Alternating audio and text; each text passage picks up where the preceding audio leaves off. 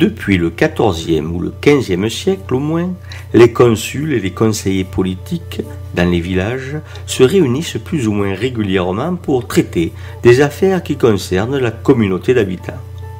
On comprendra qu'au village, l'essentiel des problématiques était agricole et pastorale. Si l'on ouvre un registre de délibération du XVIIe siècle par exemple, on y trouvera le ban des vendanges qui sonnait l'autorisation de procéder à la récolte des raisins car le seigneur s'était gardé la primeur afin de pouvoir disposer de la main-d'œuvre nécessaire à une vendange rapide.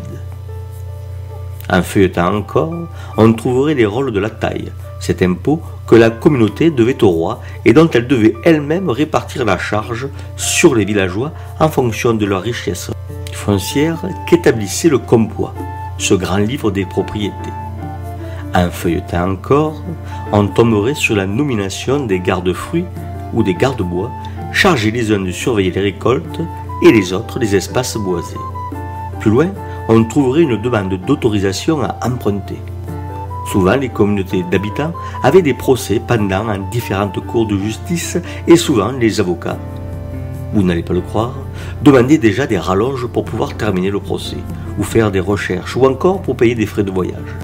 On trouverait aussi des ventes de coupes de bois. Plus rarement, on peut trouver des enquêtes, documents inouïs dans lesquels on peut lire le témoignage des villageois. On peut trouver aussi les plans d'un édifice construit par des édiles locales.